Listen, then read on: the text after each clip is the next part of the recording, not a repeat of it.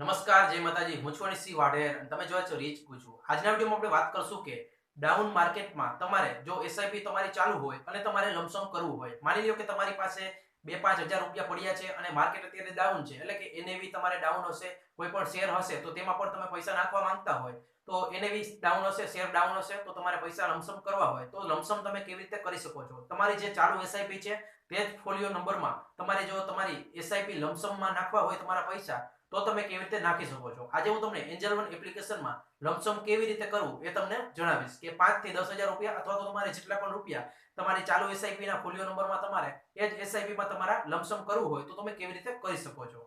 આ વિડિયોને ચાલુ કરીએ પહેલા ખાસ તો તમે આપણા ચેનલ રીચ કુજુમાં નવા હોય તો ચેનલને જરૂરથી સબસ્ક્રાઇબ કરી બાજુનું બેલ આઇકન દબાવી ઓલ ઉપર સિલેક્ટ કરી દેજો.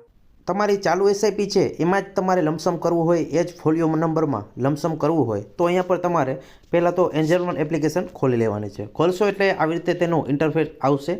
અહીંયા પર રીતે તમારે મ્યુચ્યુઅલ ફંડ ઉપર ક્લિક કરવાનું છે. મ્યુચ્યુઅલ ફંડ ઉપર ક્લિક કરશો એટલે હવે અહીંયા પર તમે જોશો તો ખાસ કરીને અહીંયા પર એસઆઈપી એવું લખેલું છે. એસઆઈપી ઉપર લખેલું છે એ તમે ક્લિક કરશો એટલે અહીંયા પરથી જેટલી પણ તમારે એસઆઈપી ચાલુ છે એ દરેક એસઆઈપી અહીંયા પર આવી જશે.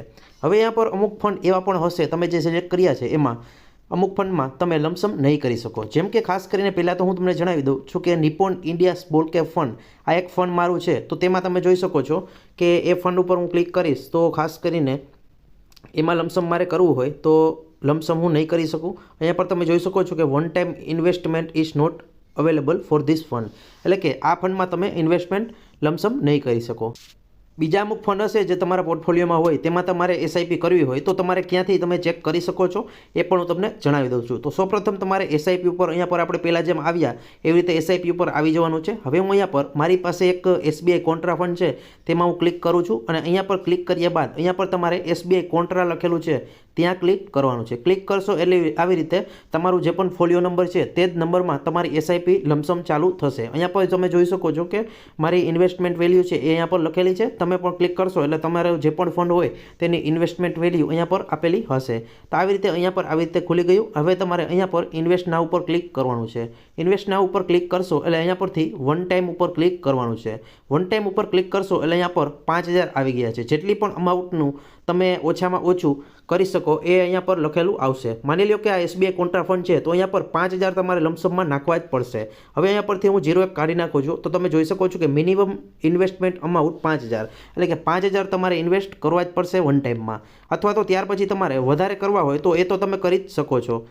અહીંયા પર તમે જોઈ શકો છો કે 10000 મારે નાખવા છે તો 10000 હું કરી શકું છું, 15000 કરી શકું છું. એવી રીતે તમારે લમસમ કરવા હોય તો એ તમે એકારે કરી શકો છો. અહીંયા પરથી તમે પેના ઉપર ક્લિક કરશો એટલે તમારું ઓટો પેમાં સેવ હશે તો ખાસ કરીને ઓટોમેટિક તમારામાંથી પૈસા કપાઈ જશે અને તમારા લમસમ વન ટાઈમ થઈ જશે. તો આ એક સિમ્પલ અને સરળ પ્રોસેસ હતી. આશા રાખું છું કે આ વિડીયો તમને ગમ્યો હશે.